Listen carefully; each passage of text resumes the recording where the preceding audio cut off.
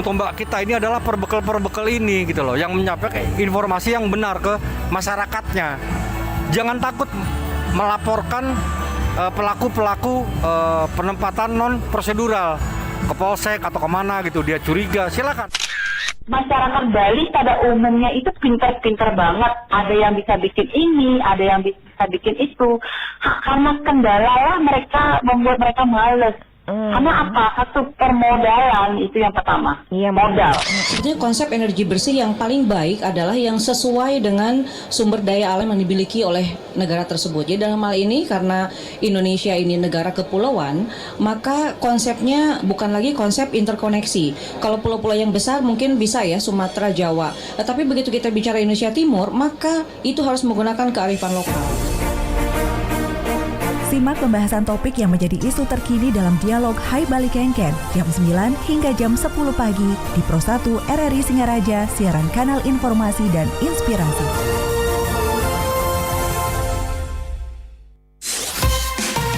Pro 1, kanal informasi dan inspirasi.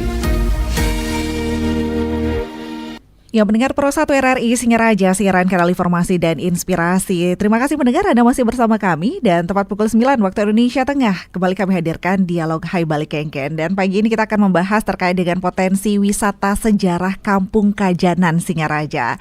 Nanti kita akan berbincang bersama anggota FPSI Buleleng, Forum Pemerhati Sejarah Islam Buleleng, bersama Bapak Nyoman Dodi Irianto, dan juga bersama anggota FPSI Buleleng Bapak Ketut Muhammad Soeharto, dan juga bersama Bapak Yahya Umar sebagai wartawan. Nanti kita akan berbincang mendengar, dan terkait dengan topik kita Anda bisa bergabung juga bersama kami di line telepon 24644 atau bisa mengirimkan WhatsApp-nya di 081139999790. Dan pendengar, seperti kita ketahui bersama, Kota Singaraja ini merupakan kota yang memiliki nilai sejarah yang tinggi ya. Jadi banyak bangunan tua peninggalan sejarah, pura, eks-pelabuhan Buleleng, kemudian masjid tua juga ada. Ya, ini yang dapat menjadi daya tarik bagi wisatawan yang ingin berkunjung ke Bali Utara. Nah, bahkan dinamika kehidupan yang multikultur di Bali, khususnya pada masyarakat di Kampung Kajanan, Kelurahan Kajanan Singaraja, Kabupaten Buleleng, ini sangat penting dijadikan sebagai potensi wisata sejarah.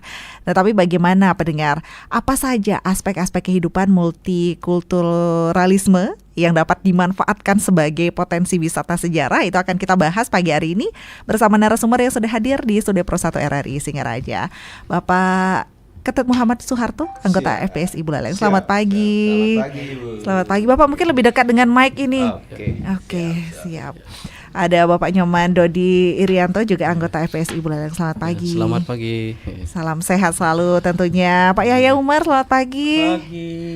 Selamat berpuasa ya pastinya. Ini masih Terima kasih, masih dalam suasana puasa. masih beberapa hari lagi ya. Beberapa hari lagi. Lagi 9 hari. Wah, cepet ya sebulannya ini. Luar biasa. Dan kalau berbicara Kampung Kajanan. Nah, ini sejarahnya Kampung Kajanan. Ini ingatnya sih dengan buburnya, bubur khasnya. Bubur Kajanan ya, Mbak ya, di masjid ya. Dan sebenarnya bagaimana ini terkait dengan potensi wisata sejarah Kampung Kajanan ini? Sudah dikemaskah, sudah dipromosikankah, atau apa yang bisa dijadikan atau dimanfaatkan sebagai potensi wisata sejarah ini ya, Pak Soeharto mungkin nggih? Atau Pak Dodi aja, nggih, silakan. Terima kasih. Selamat pagi para pendengar RRI Pro 1 Singaraja. Hari ini kami membahas tentang potensi wisata sejarah Kampung Kajanan Singaraja. Nah, ini berbicara sejarah, tentu kita mengacu pada satu kurun waktu yang lalu ya. Hampir semua tempat di bumi ini memiliki sejarahnya masing-masing dengan berbagai kejadian-kejadian dalam kurun waktu tertentu di masa lalu. Nah, demikian juga pada Kampung Kajanan ini kami mencoba mengulas sejarah Kampung Kajanan Singaraja. Bahkan lebih dari itu, kita akan memanfaatkan potensi sejarah tersebut menjadi satu yang memiliki economic value dalamnya, dengan mengemas ke dalam satu paket wisata sejarah nantinya, demikian. Nah, tentulah kita harus tahu potensi sejarah apa yang dimiliki oleh Kampung Kajanan ini. Jadi keunikan apa yang ada dalam sejarahnya yang menarik sehingga dapat dikemas menjadi paket wisata sejarah. Nah, kita awali dengan mengulas sedikit tentang sejarah Kampung Kajanan. Kampung Kajanan ini adalah kampung yang sebagian besar berpenduduk Muslim, yang diyakini ada setelah dibangunnya pelabuhan Buleleng di era Ki Barak Panji Sakti. Jadi pada tahun 1660 Masehi. Nah, sebagai pusat perekonomian kerajaan Kubu Leleng, dulu Kubu Leleng ya, makanya nama Buleleng itu diambil dari Kubu Leleng, ya itu dari Ki Leleng di sini dulunya, ya. Nah itu panjang ceritanya kalau itu, ya kita akan fokus saja kepada Kampung Kajanan. Jadi pada tahun itu, jadi pembangunan pelabuhan Buleleng saat itu disebabkan oleh pelabuhan Kubu Lebah Manase itu Pabian Sangsit. Paling awal terjadi pelabuhannya ada pelabuhan di sana. Jadi kerajaan-kerajaan bahkan sebelum sejarah ya. Jadi sebelum tahun 800 itu sudah ada kegiatan pelabuhan di Sangsit itu. Nah, Pabian Sangsit. Kemudian jadi pelabuhan ini merupakan pusat perekonomian kerajaan Buleleng di awal berada dalam kekuasaan Braban Batu Lepang. Karena yang di Sangsit itu pada zaman itu sudah dikuasai oleh Braban Batu Lepang. Ya, jadi sehingga Panji Sakti harus ke barat sini ya, ke Tebekau istilahnya kalau dulu ke Tebekau. Jadi beliau membangun pelabuhan tahun 1660. Kemudian pelabuhan Buleleng ini baru sehingga dibuatlah fasilitas-fasilitas perdagangan untuk memperlancar perekonomian. Nah, banyak petinggi-petinggi ya setelah dibuat fasilitas itu kan harus ada SDM-nya, Bu. Jadi ada petugasnya seperti sekarang di sini. Nah, di sana banyak petinggi-petinggi kerajaan yang bermukim di sekitar pelabuhan Buleleng. Nah, sehingga daerah tersebut disebut dengan Kampung Tinggi, Bu. Ya, jadi ke sana arahnya Kampung Tinggi. Jadi bahwa di kampung itu bermukim petinggi-petinggi kerajaan yang mengelola pelabuhan Buleleng. Ya. Tapi sekarang Kampung Tinggi sudah tidak ada, Ibu ya. Sudah menjadi kampung baru. Oh, ya. Tapi masyarakat kan masih menyebutnya Kampung Tinggi, Kampung Tinggi. Era kita atau saya mungkin yang sudah ini mungkin masih mengenal Kampung Tinggi. Tapi bagaimana kalau anak cucu kita nantinya setelah diganti namanya? Nah, itu dia. Nah, dilanjut jadi wilayah ini selanjutnya menjadi pusat perdagangan. Jadi kerajaan Buleleng berada setelah itu kan ada Belanda kemarin ya, Belanda. Kemudian Belanda lah yang selanjutnya menguasai menguasai pelabuhan ini. Nah, sehingga malah perdagangannya semakin pesat. Semakin pesat. Jadi di bawah kekuasaan Belanda. Nah, hanya saja yang berubah di sana adalah petugas-petugas ya. Kalau di zaman Ki Barak Panji itu memang petinggi-petinggi kerajaan yang ada di sana. Tetapi kemudian di zaman Belanda justru karena kita ini dijajah berarti dianggap tidak dipercaya. Jadi Belanda itu lebih percaya dengan pedagang-pedagang Cina atau orang-orang Cina. Nah, banyaklah di sana orang-orang Cina yang ditunjuk menjadi petugas di pelabuhan. Nah, makanya banyak yang bermukim orang Cina di sana di Kampung Tinggi itu. Sampai ada kelenteng juga begitu kan ya? Iya, termasuk rumah-rumah kunonya yang dengan nuansa Cina itu banyak di sana. Nah, sekarang ya mungkin nanti tugas kita semua bisa melestarikan sejarah itu ya. Nah, kemudian keberadaan Kampung Kajanan ini juga dikaitkan dengan rutinitas kegiatan pelabuhan Buleleng. Jadi utamanya pedagang-pedagang Islam yang singgah di pelabuhan Buleleng ini. Jadi kalau dikaitkan pada zaman itu kegiatan pelabuhan Buleleng itu Kampung Kajanan itu sudah muncul. Kampung itu. Nah, kemudian ini dari berbagai tulisan akademis dihubungkan dengan masuknya Islam ke Bali. Masuknya Islam ke Bali. Dan Buleleng yang kita bahas sekarang Buleleng pada khususnya. Jadi masuknya Islam ke Buleleng, kalau kita lihat dari versi Babat Buleleng menyebutkan bahwa Raja Panji Sakti setelah menyerang Belambangan Jawa Timur itu diperkirakan sekitar tahun 1597 Masehi, membawa tentara Jawa ke Buleleng yang ditempatkan di Pegayaman. Nah, ini terkenal sekarang desa Pegayaman itu dengan sejarah-sejarahnya. Nah, kebetulan teman kami ini ada asli Pegayaman. Pak Harto ini Dari namanya khas ya, Pak ya. Ya, yang sudah mengalami alkulturasi budaya, nama itu ya menjadi betul-betul Bali. Ya. Nah, selanjutnya pada tahun 1676 orang-orang Bugis mendarat di Pantai Lingga. Di Pantai Lingga di sana pertama kali. Nah, di Banyumale ya. Nah, sekarang mungkin jarang juga menemukan nama Banyumale. Banyuasri sekarang. Asri, karena sudah dirubah namanya. Jadi nilai sejarahnya bisa terlupakan nantinya. Ya. Nah, kemudian di Banyumale ini di bawah pimpinan Aji Mampa namanya, Aji Mampa. Rombongan ini kemudian bergeser ke arah timur karena di sana mereka dianggap bajak laut. Dianggap bajak laut. Nah, karena ini terjadi ketika terjadi perang di Makassar. Jadi di perang di Makassar itu 1667 sampai 1669. Nah, sehingga banyak pasukan-pasukan kerajaan itu yang melarikan diri, yang tidak mau tunduk pada Belanda. Kan mereka kalah di sana, mereka menyebar ke seluruh Nusantara. Nah, termasuk di Lingga ini. Yang mendarat di Pantai Lingga ini adalah pasukan kerajaan. Yang selanjutnya mereka bergeser ke timur di Kampung Bugis sekarang. Jadi itu cikal bakal Kampung Bugis itu kapal pasukan Makassar itu di sana. Jadi kelompok lain mungkin selanjutnya ada orang Arab di ini. Setelah tahun berikutnya sekitar 1883 mulai pedagang Arab datang kemari membangun perkampungan. Terus banyak juga di sana orang Arabnya. Ya, ada Kampung Bugis, ada Kampung Kajanan, ada Kampung Arab, bahkan dulu ada Pecinan. Jadi Pecinan itu di daerah itu juga kampung tinggi dan di pinggir pesisir pelabuhan itu. Nah, mungkin itu saya sampaikan sedikit pengantar bagaimana terbentuknya Kampung Kajanan itu. Nah, nanti pada sesi berikutnya akan disampaikan detail sejarah Kampung Kajanan, bagaimana terbentuknya, kenapa namanya Kajanan. Ya, bahasa Balinya Ngajanang, Dajanan dan lain sebagainya. Itu nanti rekan kami berdua ini nanti yang menyampaikan. Jadi dari saya itu introduction-nya dulu. Terima kasih, saya kembalikan lagi.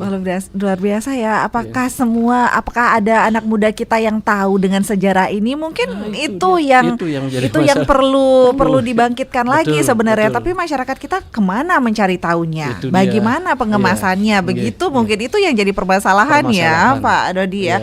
Ini ke Pak Soeharto dulu nih.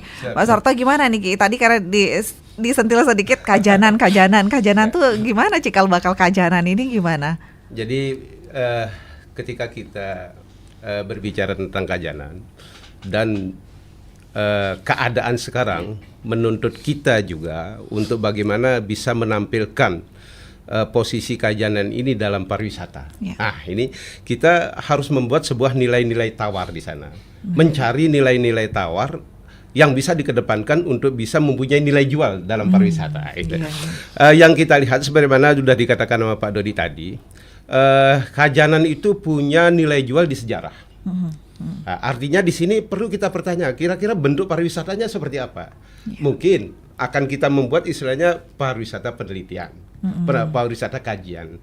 Ya, siapa yang nanti yang dia ditarget untuk dihadirkan dari kalangan akademisi, dari kalangan media dan semua masyarakat yang memang membutuhkan informasi seperti tadi, sejarah tentang kajian ini. Nah, siapa nanti yang sebagai sumber datanya? Kitalah dari EPSI yang siap akan menjawab itu semua.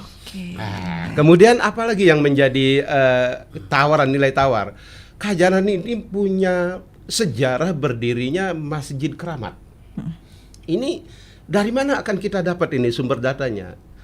Praduga-praduga tentang Masjid Keramat itu bagaimana? Kok disebut Masjid Keramat? Kenapa? Nah, inilah nanti akan yang membagikan sebagai stimulan bagaimana mengangkat kajanan ini. Nah, kami mempunyai sebuah praduga tentang Masjid Keramat ini adalah hasil dari sebuah karya yang dibangun oleh para wali dulu, yaitu Sunan Prapen. Di tahun 1548-49, ketika Sunan Prapen ini mempunyai tugas untuk mengislamkan wilayah timur dari Bali, Lombok, dan Sumbawa. Nah, perjalanan inilah yang membuat Masjid Keramat ini ada sebagai sebuah persinggahan istirahat di zaman itu. Kita bisa bayangkan ketika dari Sunan Giri, dari Giri, Jawa Timur, di sana bagaimana Sunan Prapen ini berlayar. Ketika menemukan pelabuhan sebagaimana dikatakan oleh Pak Dodi itu di 1660 itu insya Allah sudah ada. Bagaimana yang disebut dengan Kuta Baru Manasa yang di Sangsit pasti akan menjadi satu rentetan dalam pinggir pantai itu akan menjadi keramaian. Sangsit menjadi ramai pada saat itu. Kemudian juga di Buleleng seperti ini, insya Allah pelabuhan Buleleng itu sudah dihuni oleh para pedagang dari Timur Tengah dan itu sangat mungkin. Sehingga Sunan Prapen itu istirahat di pelabuhan Buleleng ini dan membuatlah tempat Masjid Keramat itu. Ini praduga yang insya Allah berkorelasi dengan tahun-tahun kejadian. Itu bisa ditawarkan sebagai sebuah kajian pariwisata. Ini.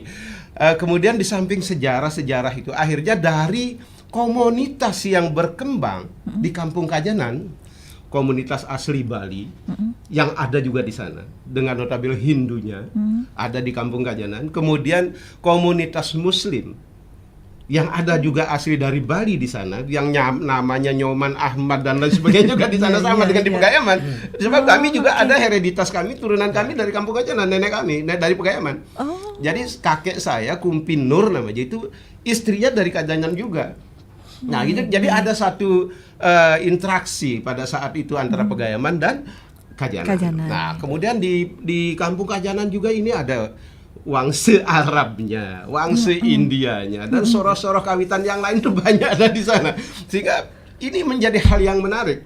Sehingga apa yang muncul di Kajanan ini budaya, itu sudah budaya kolaborasi, akulturasi yang kompleks. Malah akulturasi yang mendunia di sana. Jadi budaya Arab masuk, budaya India ada, Pakistan ada, Cina ada masuk. Menjadi satu bahasa, kadang-kadang kita berbahasa Belanda kadang-kadang di sana ya. Dari sini memang kan unik. dia pakai, jadi unik. Iya. Nah, jadi kita pakai bahasa kemudian belum lagi ya yang bahasa Arab yang di Kampung Kajanankan kan gitu kan, banjir menjadi bahasa Bugis juga yang dikajanankan. Ini menjadi hal yang sangat unik dan menarik untuk dijadikan sebuah kajian wisata. Sehingga kita harus membuat sebuah alternatif baru. Apa yang model pariwisata apa yang kita tawarkan ketika kita berbicara tentang komunitas yang seperti ini. Seperti satu contoh umpamanya sekarang di Pegayaman. Kenapa Pegayaman itu menjadi elok untuk dibahas oleh para kalangan akademi? Ya karena Pegayaman punya nilai-nilai akulturasi yang sudah sekian abad berkembang. Malah kalau dilihat dari informasi yang kita terakhir dapat dari Pustaka Bali, Pegayaman itu sudah berumur 750 tahun. Dari pra-adanya Majapahit sudah ada Pegayaman. Jadi dari 1284 sudah ada Bu Masih. Ketika Kertanegara Singosari mengirim pasukan yang namanya Pagar Ayam, Pagar Wesi dan Pagar Uyung untuk menghancurkan kerajaan Bali Utara pada saat itu, dan berhasillah Kertanegara Singosari menguasai Bali Utara pada saat itu dan menguasai Bali yang dipimpin oleh 3 pasukan, Pagar Uyung, Pagar Wesi dan Pagar Ayam. Pagar Ayam inilah Pegayaman. Jadi ada nilai sejarah Pagar Ayam Pegayaman yang dipimpin oleh Kiai Wahab. Namanya kalau bahasa Jawanya dia Jaran Wahab. Itu seorang pedagang Gujarat yang diletakkan pasukannya di daerah Jarat sekarang. Jarat Bu, di Yetalu. Kemudian Alasangker termasuk Pegayaman sampai Bedugul. Kemudian Tibekauh yang itu sekarang Muslim Tegalinga. Jadi ini satu rangkaian kisah korelasi yang tidak bisa dipisahkan dengan adanya juga nanti Kampung Kajanan ini. Jadi gimana komunitas bemper yang menjaga kerajaan Buleleng pada saat itu. Kita notabene juga harus menggarisbawahi siapa dia. Bemper sebelah timur umpamanya Sangsit. Itu Muslim Sangsit. Dari kalangan Bugis. Kemudian Pengastulan dari sebelah barat. Kemudian Tegalinggah dari sebelah apa namanya ini Bu, Kajekauh ini kalau bahasa Balinya. Kemudian sebelah selatan Pegayaman. Jadi di tengah itu ada Jarat tadi. kemudian Kampung Bugis dan Kajanan. Itu ada satu sistem terkait sebagai bumper daripada Kerajaan Buleleng. Dan inilah yang harus mendapat kajian-kajian dalam wisata kajian ini. Nah, ini kira-kira seperti itu. Gimana nantinya ini mungkin Pak Yahya nih nanti gimana Pak Yahya pengemasannya gimana? Kalau Henny ke flashback lagi ke FPSI deh. Ya, siap. Ini kan dari Forum Pemerhati Sejarah Islam. Ini kapan terbentuk atau mungkin karena tadi baru nanya Henny kan sebenarnya Pak wartawan FPSI punya apa nih gitu. ini, Pak wartawan, Pak Yahya ini yang sampai punya. membentuk sebuah forum Iya, pemerhati begitu. Pak Yahya gimana ini Pak? Ya, terima kasih Mbak Henny. Singkat saja, FPSI itu sebenarnya didirikan oleh teman-teman di Denpasar, Forum Pemerhati Sejarah Islam itu.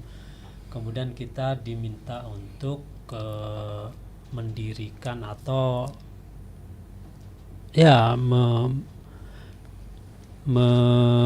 ikut juga mendirikan FFI Buleleng. FFI Buleleng. Yang anggotanya kita ini berempat dan berapa simpatisan, dan itu tugas mungkin ada sekitar 5 tahun yang lalu.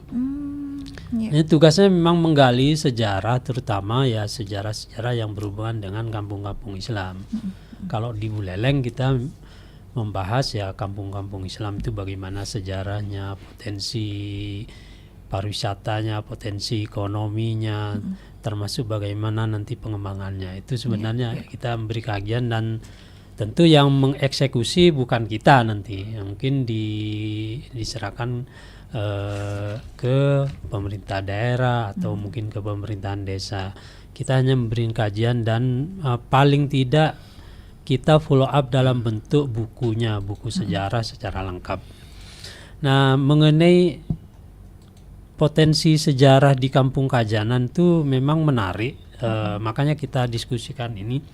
Banyak sekali selain dari peninggalan Belanda juga ada di situ, ada jembatan Belanda itu kan cukup ikonik untuk Buleleng ya. Itu kan berada di sisi Kampung Kajanan. Dan nah, kemudian ada Masjid Kuno Keramat. Masjid Kuno Keramat itu di dalamnya juga banyak peninggalan-peninggalan seperti misalnya mimbar yang itu merupakan hadiah dari Kerajaan Buleleng di zamannya.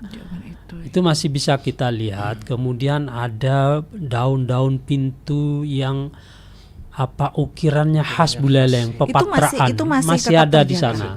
Kalau kita mau lihat, kemudian bentuk masjid, foto-fotonya juga masih ada di situ. Masih ada sorban dulu, zaman dulu kalau orang berkhotbah itu kan pakai sorban, pakai tongkat yang khas zaman dulu, itu masih ada juga dan bisa kita lihat. Kemudian ada mushaf kuno, Al-Quran kuno yang bisa kita lihat di Masjid Jami misalnya. Jadi selain masjid kuno, Kajanan punya ikon kan Masjid Jami juga, Masjid Jami Agung itu. Di Masjid Jami itu justru beberapa sudah ditetapkan sebagai warisan budaya oleh pemerintah. Misalnya pintu gerbangnya yang ikonik itu di dalam. Kemudian ada mushaf juga yang diperkirakan ditulis oleh I Gusti Ketut Jelantik Celagi yang merupakan keturunan dari Raja Kerajaan Buleleng. Ini kisah Jelantik juga sangat menarik sebenarnya. Bagaimana dulu Gusti Jelantik kecil itu dikejar-kejar oleh Raja Karangasem, pasukan Raja Karangasem, sehingga dilindungi oleh warga Muslim di Kampung Kajanan dan selamat, dan akhirnya jadi mu'alaf. Di situ membangun, pernah jadi keturunan jadi Mekel selama beberapa waktu di sana. Itu banyak hal yang bisa kita gali, termasuk misalnya sejarah. Di Masjid Jami itu ada hal menarik yang merupakan, yang saya kira itu merupakan jejak-jejak toleransi yang ada. Misalnya selain hubungan antara kerajaan yang Hindu dengan masyarakat Muslim itu dengan hadiah mimbar dan pintu gerbang itu, ada sebuah ukiran di atas pintu utama Masjid Jami itu juga hadiah. Tapi kita masih meneliti mungkin karena di situ itu ada percampuran di ukiran itu antara tulisan Arab dengan simbol-simbol Bali. Misalnya ada kata Allah, Muhammad dan Abu Bakar, Umar, Utsman, Ali. Tapi di situ di sela-sela itu ada gambar dulang yang biasanya dipakai oleh orang Bali untuk sesajen itu. Ini ada apa? Itu kan jejak-jejak toleransi di situ. Kita bisa belajar toleransi di situ. Ada juga di ukirannya itu simbol-simbol swastika. Itu artinya bisa jadi yang mengukir itu seniman Bali atas petunjuk dari tokoh Muslim atau mungkin seniman Muslim yang baru masuk Islam gitu, mualaf, sehingga tradisi di Bali itu masuk di situ. Itu menariknya. Kemudian ya selain itu di Kampung Kajanan tuh banyak bangunan-bangunan kuno. Saya kira itu bisa dikemas untuk jadi bentuk wisata sejarah. Benar. Saya membayangkan gini, seperti dikatakan Pak Dodi tadi bahwa dulu hubungan warga Kampung Kajanan dengan pelabuhan kan ya sudah tidak bisa. Orang hidupnya warga Kampung Kajanan zaman itu dari pelabuhan. Saya membayangkan mungkin pedagang-pedagang Muslim itu ketika mereka ingin istirahat, ingin sholat tuh, mereka jalan ke arah selatan yang ketemunya di Masjid Kuno yang sekarang itu. Kalau sekarang misalnya jembatan di bawah jembatan pinggir sungai itu dikemas, dibikin kayak di Tukat Badung di Denpasar itu. Jadi orang dari pelabuhan bisa jalan ke selatan langsung nyambung ke Masjid Keramat, naik di situ ada kolam peninggalan dulu yang sekarang masih diusahakan untuk diadakan kembali, tempat wudhu di situ sebelum naik ke masjid. Kalau itu ini mau masuk ke Masjid Kunonya gitu, lihat di sana berapa mungkin peninggalan gitu. Habis itu jalan ke Masjid Jami, melewati. Dan ini juga menariknya, saya lupa bahwa Kampung Kajanan itu seperti yang tagline-nya teman-teman di Masjid Jami itu, Kampung Kajanan itu adalah kampung ulama, kampung budaya, dan kampung kaya raya. Karena di situ kumpul ada ulama besar di Buleleng dulu tinggalnya di Kampung Kajanan. Pendiri NU pertama di Buleleng dan sekaligus Rois Suriah pertama di Kabupaten Buleleng, Suriah PCNU, itu di Kampung Kajanan, namanya Ki Haji Muhammad Murtada, yang pernah jadi imamnya Bung Karno di suatu tempat. Itu kan cerita-cerita itu kan menarik. Iya. Kemudian sekolah Muhammadiyah pertama didirikan di Buleleng, di Singaraja, ini di Kampung Kajanan. Keduanya itu dulu di Jalan Salak yang sekarang itu rumah penduduk I Gusti Panji namanya, keturunan dari Panji Sakti yang menyerahkan rumahnya untuk didirikan sekolah Muhammadiyah, HIS itu. Singkatan Holland Eindhoven School Made the Quran, itu nama sekolahnya yang pertama kali. Kemudian pindah ke Jalan Kampung Bugis setelah beberapa saat karena muridnya sudah tidak nampung. Jadi itu Kampung Kajanan itu benar-benar sejarahnya itu luar biasa, selain dari sejarah yang diungkapkan Pak Arto maupun Pak Dodi. Harus disebarluaskan sebenarnya ini Pak Yahya. Kita tengah berusaha menyusun sebuah buku secara komprehensif tentang sejarah Kampung Kajanan. Nah itu yang ditanyakan juga oleh pendengar kita ini di WhatsApp, sudah banyak yang mengirimkan sebenarnya. Wah luar biasa, ini perlu disusun dokumen sejarah dan storytelling puri dan tempat wisata, apalagi di Kampung Kajanan seperti ini, untuk dibaca oleh wisatawan, dinarasikan kepada wisatawan, serta pembuatan dokumentasi lokal jenius Bali Utara seperti itu, berbentuk buku panduan kultural naratif Bali Utara katanya. Nah ini mungkin perlu dibuat juga. Kemudian ada juga yang mengatakan kebudayaan masyarakat multikultur di Kampung Kajanan ini perlu juga ditonjolkan dalam pengembangan aktivitas wisata. Kemudian promosi kepada dunia internasional juga perlu lebih digencarkan lagi, bukan hanya di Facebook, Instagram, misalnya mengikuti event-event pameran juga diperlukan. Ini apakah sudah pernah katanya? Nah itu nanti. Atau kita sapa dulu di line telepon ya, mohon izin para narasumber ini pendengar kita nampaknya antusias juga. Selamat pagi Pro 1. Selamat pagi. Selamat pagi. Tetap jaya di udara. Terima kasih Pak Anggas. Assalamualaikum warahmatullahi wabarakatuh kepada Waalaikumsalam. Bapak narasumber. Ya, ini bapak-bapak narasumber ini baru ini semuanya ini RCTI. Jadi rasa cinta tulus ikhlas kepada sejarah. Oh, ini luar biasa ini. Begini, saya informasikan juga ya. Ini kan semua. Mohon maaf, saya Anggas dari Butambahan nih. Saya Pak Anggas Butambahan. Jadi mungkin ada sana wartawannya tahu dah. Begini, itu kan saya banyak teman yang nanya. Itu kok ada ukiran Bali yang masih jamiknya itu. Bahkan kemarin waktu saat Pak Kapolsek Agung Wiranata ya, jadi sempat juga saya mantan Kapolrinya saya ke sana, Pak Sudarman. Ya kaget bertanya karena dia kan itu kok ada ukiran Bali sana di mana? Ya, saya cerita banyak dengan beliaunya tuh. Dan itu pun saya ajak langsung ke Kubu Taman. Di Kubu Taman di sana kan ada Kutu Banding. Itu di sana juga ada yang namanya satu pelinggih. Mohon maaf ya, ini ada suatu penyusungan di sana Ratu Gede Mekah. Ratu Mekah. Di sana Ratu Gede Mekah. Mungkin Bapak nanti Kubu Taman bisa, Pak. Siap, kita berkunjung. Ratu Mekah. Ya, di sana dulu pelabuhan Pak, Kuta Banding. Itu namanya Kuta Banding, di Kutu Banding. Agak utara, Pak. Di sana banyak orang-orang yang, mohon maaf ya teman-teman, yang mungkin juga banyak sembahyang di sana. Artinya mungkin di sana kan memang disungsung gitu, Pak. Nah, mungkin di sana pelabuhan dulu ya.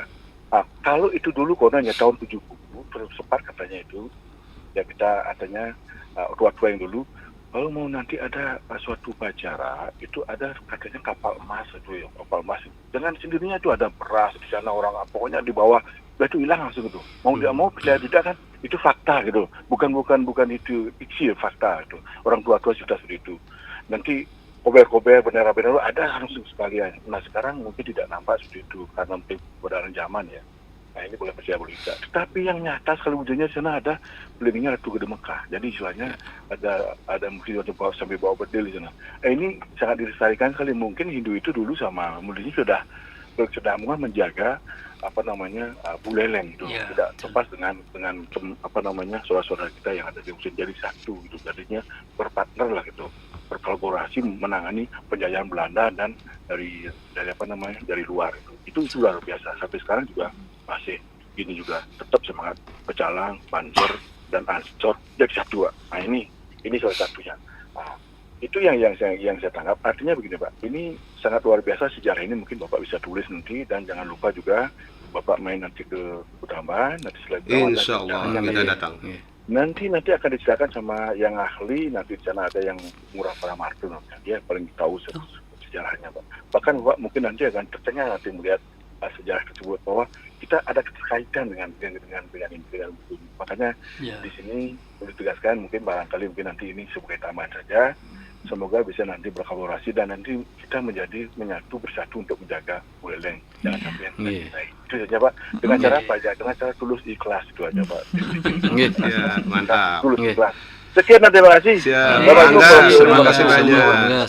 Terima kasih Pak Anggas Kubu Tambahan. Wah ini juga akulturasi budaya juga ya. Baik, pendengar silakan kembali di 24644 untuk Anda yang ingin ikut bergabung ya. Ada Bu Made, pagi semua ya Bapak-bapak narasumber. Saya Bu Made Sabangan. Sebelumnya ucapkan selamat berpuasa, semoga berkah katanya. Di sini saya hanya apresiasi saja. Dulu saya dapat tinggal di Kampung Lebah. Ini ada hubungan dengan Kampung Kajanan nggih. Dulu sudah begitu hebat tiang rasa toleransi dalam beragama, bersosialisasi, berusaha dan lain-lain. Itu patut kita contoh. Sekarang saya hanya ingin hal itu tetap terjaga, dan juga mohon maaf generasi muslim yang baru-baru lahir, gimana caranya supaya tahu sejarahnya di Buleleng dan gimana adat beradat di Buleleng supaya mereka bisa juga mencintai budaya Hindu dan Islam, memiliki sikap toleransi kita bersama-sama. Nggih, sukseme katanya. Oh ya di Sanggah saya katanya ada di Sungsung Ratu Subandar. Ya, Mas Subandar. Di mana ya? Bu Made di mana ya Bu Made ya? Nanti bisa diinformasikan Bu Made nggih. Subandar Di mana? Ada. Baik, sebelum ditanggapi kita mungkin jeda dulu nggih. Kita jeda dulu sejenak mendengar, nanti kita akan kembali lagi membahas terkait dengan potensi wisata sejarah Kampung Kajanan Singaraja bersama para narasumber. Tetaplah bersama kami di Pro 1. Pro 1, kanal informasi dan inspirasi. Kuliner khas Ramadan Nusantara. Penduduk Muslim di Bali punya serangkaian agenda selama Ramadan. Di Masjid Agung Jamik Singaraja, ada pembuatan menu buka puasa legendaris, bubur kajanan.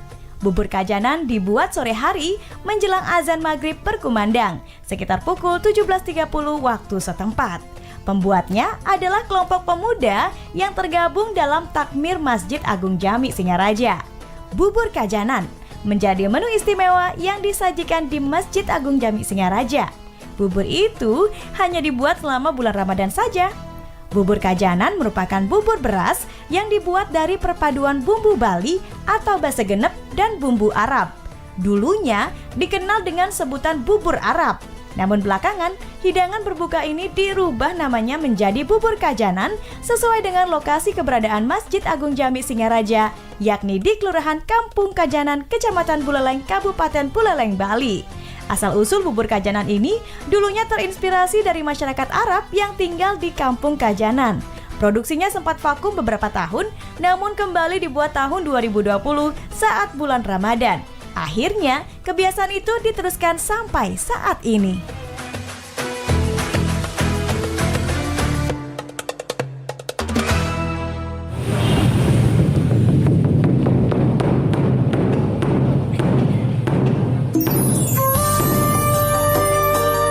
Masjid Agung Jamik Singaraja Bali adalah sebuah masjid bersejarah dan menjadi kebanggaan masyarakat Singaraja karena nilai sejarahnya yang menjadi saksi masuknya agama Islam di Bali. Sejarah masjid ini tidak lepas dari peran Raja Buleleng, anak agung Ngurah Ketut Jelantik yang beragama Hindu. Masjid ini menunjukkan begitu indahnya toleransi beragama di Pulau Dewata. Masjid Agung Jamik hingga kini masih menyimpan kitab Al-Quran, tulisan tangan anak agung Ngurah Jelantik Celagi yang hingga kini ada keturunannya. Ujung tombak kita ini adalah perbekal ini gitu loh, yang menyampaikan informasi yang benar ke masyarakatnya. Jangan takut melaporkan pelaku-pelaku penempatan non prosedural ke polsek atau kemana gitu, dia curiga, silakan. Masyarakat Bali pada umumnya itu pintar-pintar banget. Ada yang bisa bikin ini, ada yang bisa bikin itu. Karena kendala lah mereka membuat mereka males. Karena apa? Satu permodalan itu yang pertama. Iya, modal. Sebetulnya konsep energi bersih yang paling baik adalah yang sesuai dengan sumber daya alam yang dimiliki oleh negara tersebut. Jadi dalam hal ini karena Indonesia ini negara kepulauan, maka konsepnya bukan lagi konsep interkoneksi. Kalau pulau-pulau yang besar mungkin bisa ya Sumatera, Jawa. Tetapi begitu kita bicara Indonesia Timur, maka itu harus menggunakan kearifan lokal.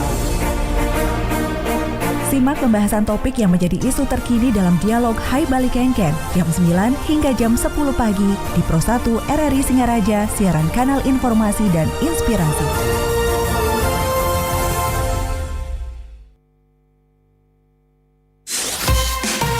Pro 1, kanal informasi dan inspirasi. Ya, pendengar Pro 1 RRI Singaraja, kembali kami hadirkan dialog Hai Bali Kengken, potensi wisata sejarah Kampung Kajanan Singaraja. Kita masih berbincang bersama narasumber, ada Bapak Dodi Irianto, anggota FPSI Buleleng. Kurang namanya di depannya, Nyoman Dodi Irianto. Wah, ini namanya khas sekali Pak Dodi. Kemudian ada Pak Ketut Muhammad Soeharto, anggota FPSI Buleleng juga. Ada Pak Yahya Umar juga hadir, pendengar. Kita masih berbincang terkait dengan potensi wisata sejarah Kampung Kajanan. Dan tadi sudah ada Pak Anggas yang gabung, Bu Made. Tadi Bu Made ikut gabung lagi. Katanya Bu Made yang menyungsung Ratu Subandar itu dari Banjar Paketan, katanya sebelah kantor LP ke selatan. Mohon izin sebelum ditanggapi mungkin kita sapa dulu di line telepon, boleh ya Bapak ya? Boleh, nanti sekalian ditanggapi ini. Selamat pagi Pro 1. Selamat pagi. Selamat pagi. Selamat pagi. Dengan Pak Narde nih kayaknya. Ya, ini orang yang awam ini. Pak Narde ya, benar ya ini ya? Iya betul. Oke, silahkan Pak. Ya, tadi saya dengar masjid kuno. Dari saya, yaitu sekarang yang sudah, maaf kali ya, sudah umur sudah cukup, yaitu mencapai 80-an. Saya mendengar di Buleleng itu ada masjid kuno. Yang saya tahu adalah Masjid Jamik. Nah, sekarang ini baru kali tadi saya dengar ada masjid kuno yang lain. Nah, ini perlu saya mengetahui dasar pemikirannya disebut masjid kuno itu apa. Kalau misalnya pura di Bali, itu ada dalam prasasti. Kalau masjid itu ada di mana? Sebagai bukti bahwa itu masjid kuno. Di samping tahun yang menunjukkan bahwa itu keberadaan masjid itu adalah kuno. Lalu yang kedua, kalau boleh saya nambah. Yang kedua, yang mana yaitu sebutan itu sekarang masjid Jami itu adalah Masjid Agung. Lalu sekarang ini yang di sebelah mana saya belum tahu tempatnya, di Sorong Buleleng yang sudah hampir 80 tahun umurnya, nggak tahu saya sendiri. Ini yaitu masjid kuno ini.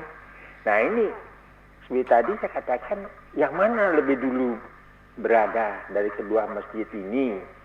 Apakah Masjid Jamik ataukah masjid yang Bapak uraikan tadi?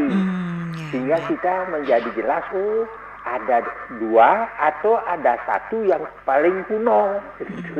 Sehingga betul-betul kita merasakan yaitu bangga bahwasanya Buleleng banyak memiliki yaitu masjid yang betul-betul perlu dihormati dan dilestarikan dalam rangka pengembangan ilmu pengetahuan. Suksema. Suksema Pak Narde di Beratan ini sudah ikut bergabung juga. Nah, sama nggak Masjid Jami dengan Masjid kuno? Nanti mungkin ya, Pak ya. Satu penelpon lagi boleh sebelum ditanggapi ya. Selamat pagi Pro 1. Selamat pagi dengan Iya, Pak Gus Mong di Mayong ini. Iya. Baik. Singaraja saya lahir dari bapak saya di Singaraja sebelum Indonesia merdeka kok. Saya pulang kampung.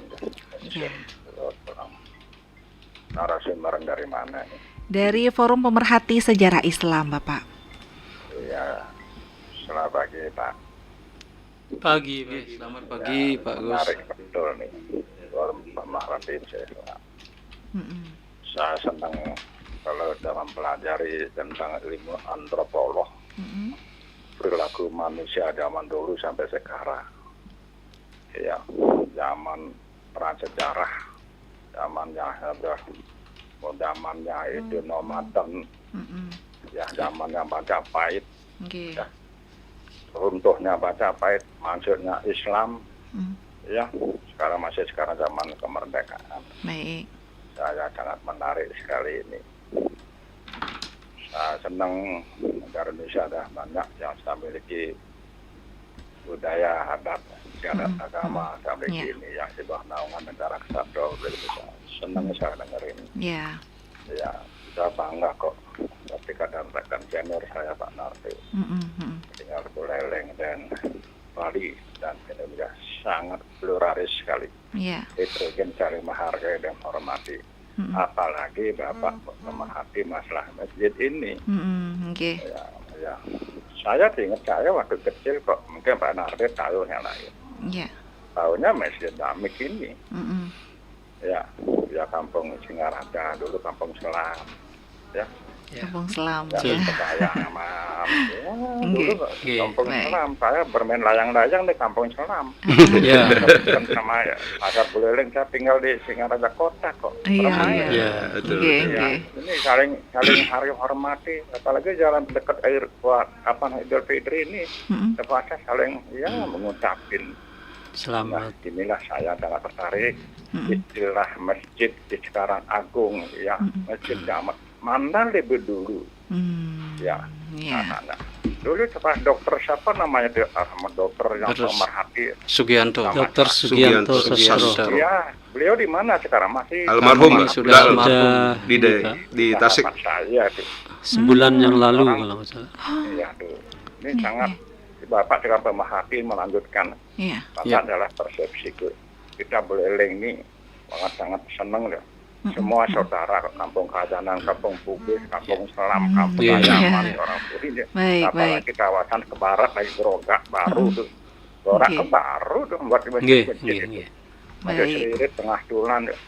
Senang saya Pak. Iya Pak Nata. Pak. Terima kasih. Pak Gus, nggih. Selamat Terima kasih. Puasa semuanya. Selamat.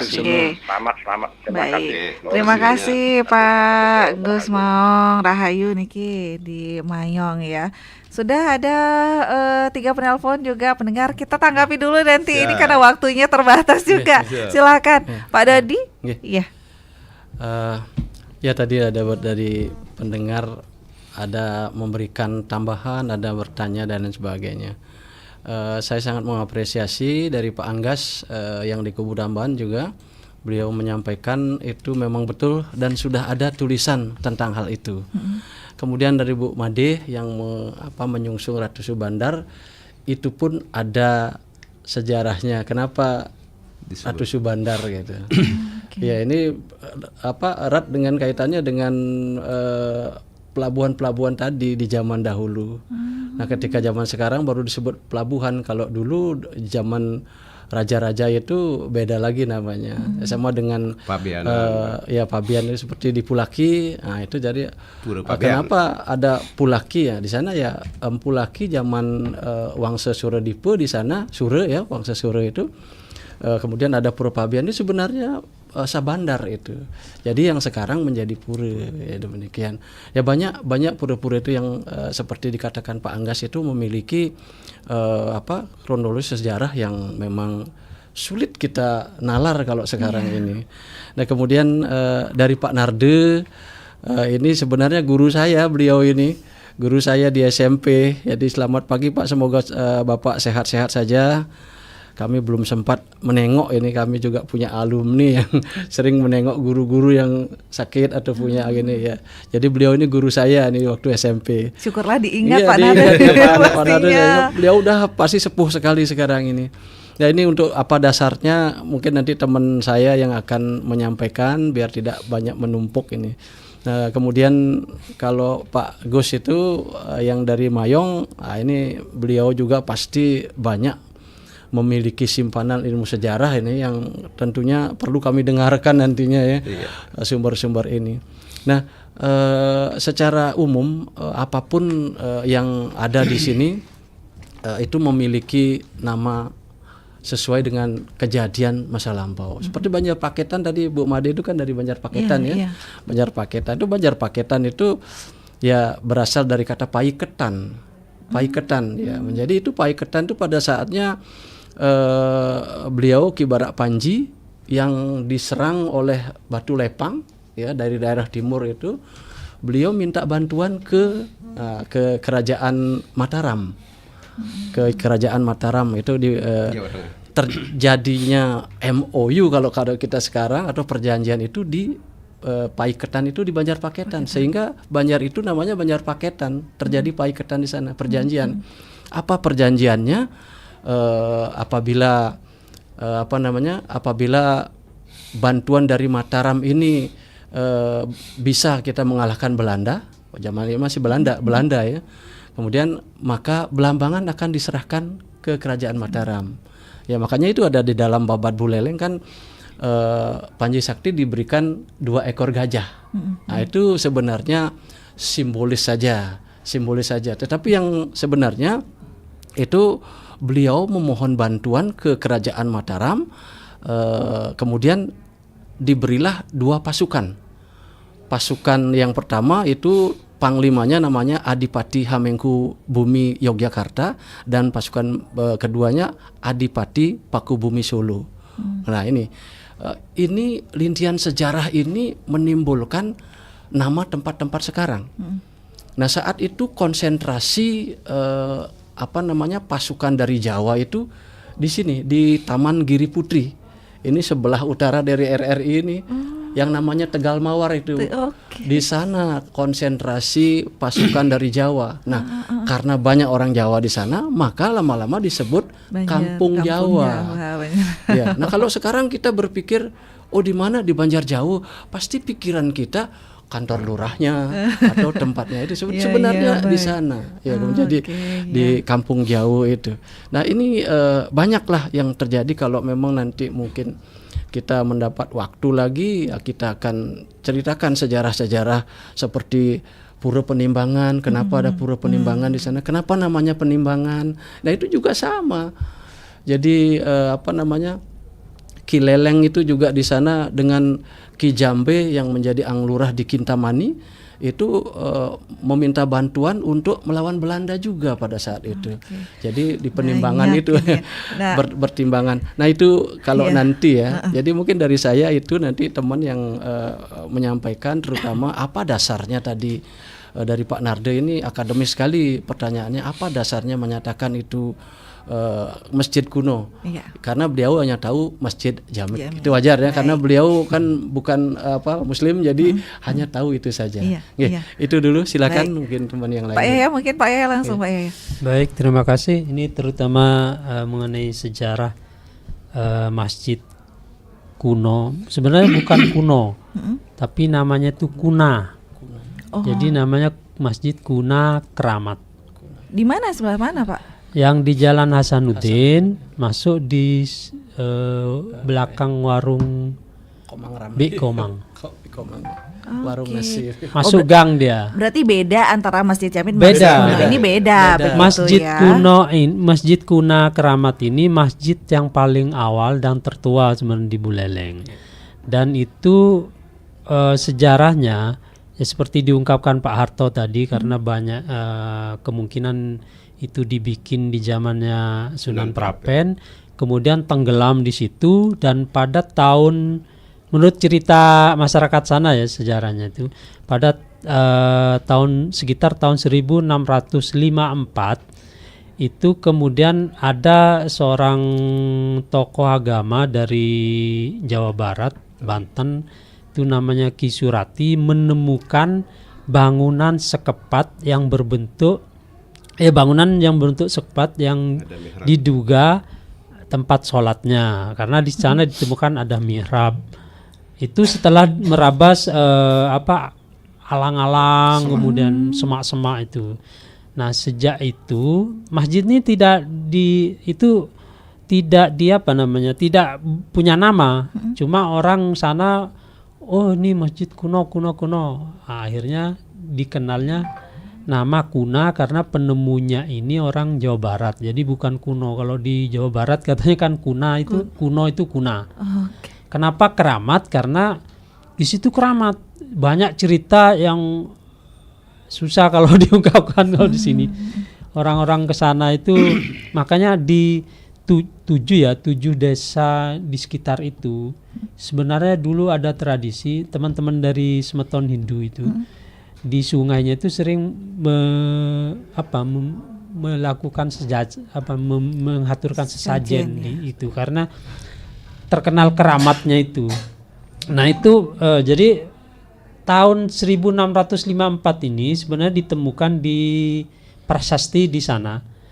Yang menemukan tuh dulu ada arkeolog namanya Dr. Ali Fadilah, pernah penelitian di sana, dan di sana beliau menemukan bentuk ukiran yang di situ terdapat angka tahun 1000. Itu bahasa Hijriah, tahun Hijriah, tapi kalau dikonversi ke Masehi itu tahun 1654. Makanya kita kenal di Masjid Keramat itu ya Kuna Keramat itu tahun itu yang ditetapkan jadi ini.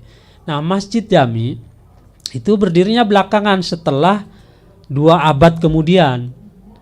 Jadi karena Masjid Kuna ini sudah penuh jemaahnya, kemudian tidak nampung, maka tokoh-tokoh Muslim di sana, termasuk diantaranya Pak Abdullah Maskati itu yang dekat dengan kerajaan atau raja-raja Buleleng, mengusulkan untuk mendirikan masjid baru. Maka kemudian dalam sejarahnya itu kerajaan memberikan tanah yang di Masjid Jami sekarang itu, dibangunlah Masjid Jami itu 2 abad setelah Masjid Kuna. Masjid Jami itu didirikan sekitar tahun 1872. Jadi yang Masjid Kuna ini 1600, ini 1800, kan 2 abad itu setelah penuh itu. Jadi itu sejarahnya. Jadi beda kalau Masjid Jami ini ada di Jalan Imam Bonjol. Yang Masjid Kuna Keramat ini ada di Jalan Hasanuddin dan tersembunyi masuk gang dia. Nah ini yang harus di expose lagi begitu Pak Yahya. Ada juga yang mengatakan di Pak Narte di WhatsApp nggak bisa masuk, dari tadi mencoba untuk masuk karena memang waktunya terbatas. Dengan membuat dokumen dengan sumber-sumber yang valid ini bisa disosialisasikan ke generasi muda dengan harapan tahu dan bisa menjaga dan meningkatkan toleransi yang sudah ditanamkan masa dulu, bukan generasi sekarang malah konflik atau intoleransi katanya. Kemudian bisa terintegrasi juga, ada juga forum pemerhati sejarah Hindu, sejarah Cina, sehingga berkolaborasi saling mengisi, di mana Buleleng Nyegar Gunung katanya. Kemudian di Banjar Tegal ada Pura Mas Penyeti, ada Dewa Silat Pencak, di mana pesilatnya jika juga pakai peci, konon ada hubungan dengan Pura Pidade, ada kapal kandas penumpangnya Muslim. Nah ini hal-hal seperti ini yang perlu dipublikasikan, di-up lagi begitu Pak. Saya juga baru tahu sebenarnya begitu, dan mungkin masyarakat kita malah wisatanya itu keluar, cari wisata sejarahnya di luar Buleleng, padahal di Buleleng pun ini perlu diekspos lagi begitu. Yang kita tonjolkan di FSI kan itu nilai historis dari harmonisasi antara masyarakat semeton Hindu, semeton Nyam Islam, teman-teman Kristen, Katolik. Ini kan luar biasa. Ini yang kita ingin bangun di FSI itu, bahwa kita punya hubungan sejarah yang begitu harmonis yang harus kita angkat. Nah ini sudah diangkatkah atau mungkin pemerintah kita bagaimana Pak? Nah ini sedang pendekatan kita. Oh sedang pendekatan, berarti sedang proses ini ya. Apa yang masyarakat bisa bantu mungkin terkait dengan hal tersebut? Karena waktu ini mungkin terakhir Pak Harto ya. Jadi kita sebagai forum pemerhati sejarah Islam di Bali, kita berupaya. Pertama dengan cara kita dulu, seperti apa kata saran-saran dari bapak-bapak yang nangami tadi, kita punya referensi yang jelas. Bagaimana kita mengangkat semua cerita-cerita yang ada dan berkembang. Itu istilah-istilah dari pura yang ada muatan Islamnya, kemudian yang ada namanya Sah Bandar, pura-pura itu latar belakang sejarah penamaan itu bagaimana. Nah ini harus punya referensi yang jelas, ini kita bagaimana mengangkatnya. Kemudian setelah terangkat itu bagaimana kita mengekspos untuk bisa memberikan penyadaran, pengetahuan, pemahaman kepada generasi sekarang.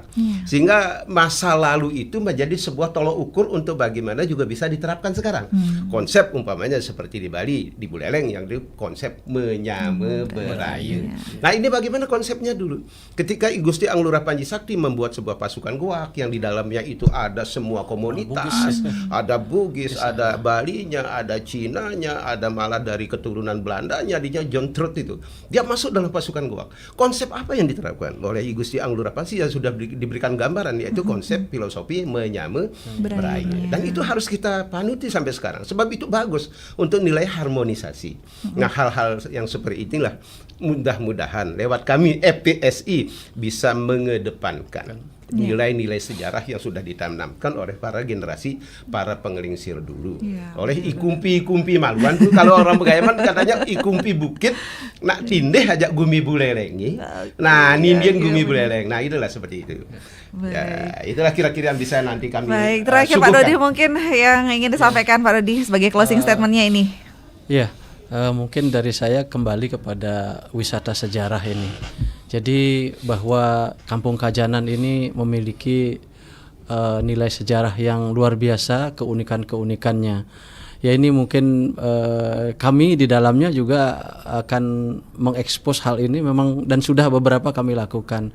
Dan selanjutnya ingin menjadikan bahwa ini sebagai paket wisata. Nah seperti apa yang sering digembar-gemborkan dengan apa sekarang CBT ya, community based tourism gitu ya. Ini kan memang tepat sekali. Jadi masyarakat yang mengusahakan potensi-potensi itu, kemudian pemerintah sebagai legalitasnya, kemudian tokoh-tokoh bisa mendukungnya. Nah ini ke depan kami akan lakukan. Jadi sebelum nantinya memang benar-benar menjadi yang namanya paket wisata sejarah. Nah ini demikian saja. Terima kasih. Pak Yahya, terakhir Pak Yahya. Ya, saya kira memang kita harus terus berupaya untuk agar wisata sejarah ini populer, yang sebenarnya jadi andalan Buleleng, seperti di Kampung Kajanan yang syarat dengan nilai sejarah, dengan nilai toleransi. Kalau lihat kita rumah di Jalan Diponegoro itu ada simbol-simbol yang berdampingan, ada simbol Allah, ada swastika, ini rumah si ini, itu berdampingan, indah sekali itu sebenarnya. Dulu di belakang masjid Kuna Keramat di sungai atau di Tukat Buleleng itu kabarnya ada pasar terapung itu kan, kalau bisa dihidupkan kembali itu luar biasa. Saya kira mungkin ini yang perlu kita lakukan, mudah-mudahan menjadi lirikan dari Dinas Pariwisata Buleleng. Terima kasih. Baik, luar biasa. Terima kasih. Ini juga jadi info penting juga untuk masyarakat kita. Bahkan banyak yang minta nomor WA dan nama ketua FPSI. Katanya mau minta kontak ini, Pak. Boleh kan nanti mungkin ya, ini langsung ya nanti ya mungkin ya. Terima kasih banyak untuk para narasumber. Ini tugas mulia sekali. Tadi dikatakan banyak PR-nya nantinya begitu ya. Semuanya ngayah. Semuanya ngayah, bener. Ya, dan masyarakat pendengar Pro 1 RRI Singaraja, tugas kita mendukung pastinya dan ikut mempromosikan nantinya kalau sudah selesai paket wisatanya, kita up lagi up lagi karena agar banyak orang yang tahu bahwa Buleleng banyak potensinya ini begitu. Apalagi untuk potensi sejarah, apalagi dinamika kehidupan multikultur di Bali, khususnya di masyarakat Buleleng, khususnya masyarakat Kampung Kajanan, ini sangat penting dijadikan sebagai potensi wisata sejarahnya. Terima kasih banyak untuk para narasumber, Pak Yahya Umar, Pak Nyoman Dodi Irianto, ke Bapak Ketut Muhammad Soeharto, namanya khas sekali Pak, luar biasa ini, senang sekali hari pagi ini. Terima kasih juga untuk para pendengar Pro 1 RRI Singaraja. Tetaplah bersama kami untuk menyimak beragam acara yang akan kami hadirkan untuk Anda. Selamat pagi. Pro 1, kanal informasi dan inspirasi.